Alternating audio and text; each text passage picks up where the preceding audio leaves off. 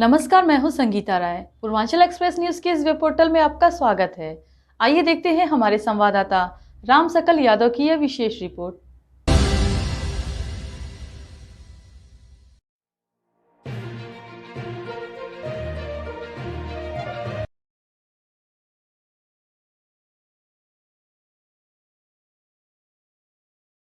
आजमगढ़ दुर्गा पूजा का महापर्व शुरू हो चुका है और 2 अक्टूबर को जिले भर में दशहरा मेला आयोजित होगा।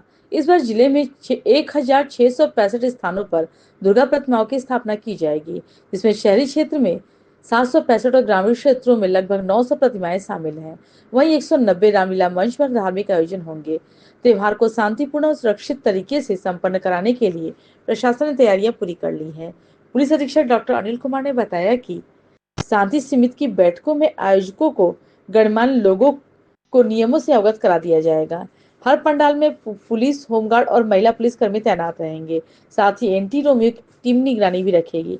एसपी ने साफ कहा कि रामलीला मंच पर अश्लील नृत्य का भड़काऊ कार्यक्रम की अनुमति नहीं होगी। उल्लंघन करने वाले आयोजकों पर सख्त कार्रवाई के साथ उन्हें सूचीबद्ध किया जाएगा। डीजे को लेकर सुप्रीम कोर्ट की गाइडलाइन लागू रहेगी।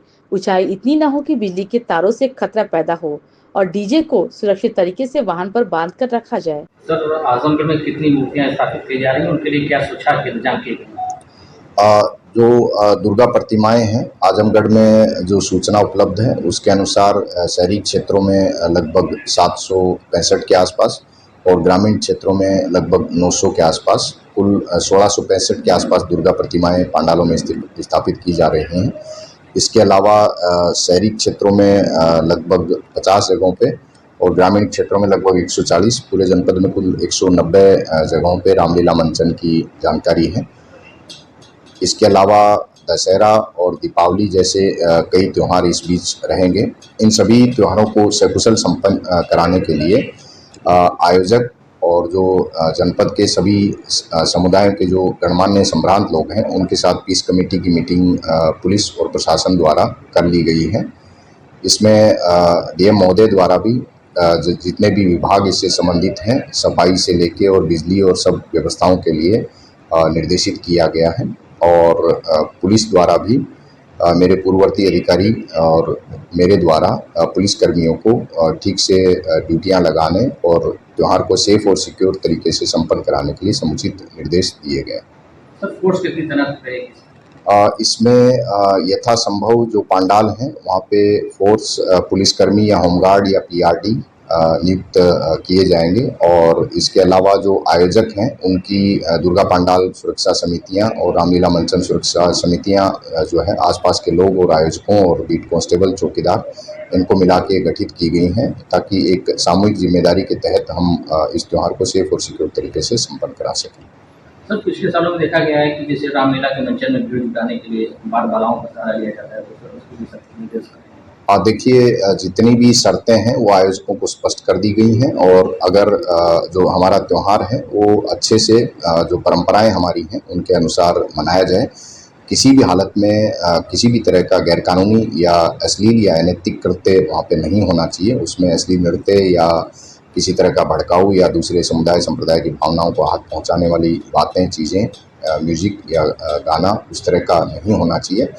इस तरह का जो आचरण जो आयोजन समितियां करेंगी उनके विरुद्ध न केवल सख्त कार्रवाई सुनिश्चित करी जाएगी बल्कि आगे के लिए भी उनको सूचीबद्ध किया जाएगा ताकि इस तरह की अनैतिक चीज़ें समाज में कोई ना फैलाए।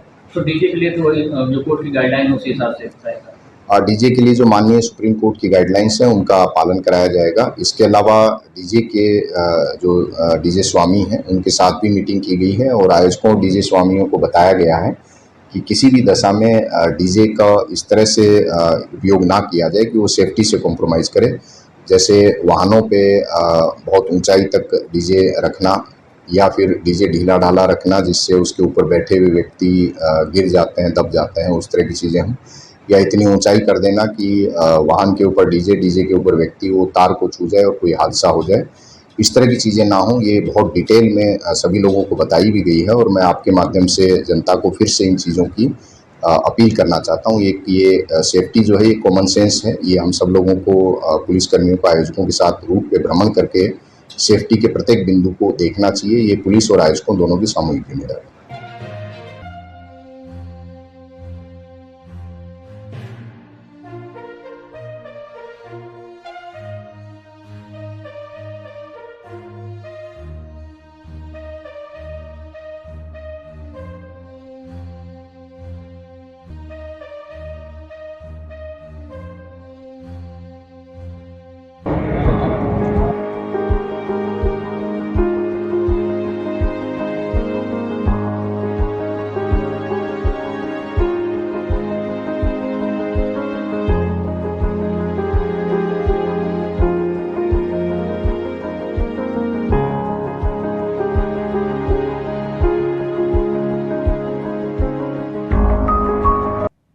अगर आपको हमारी खबर पसंद आई हो तो हमारे चैनल को लाइक, सब्सक्राइब और शेयर जरूर करिए।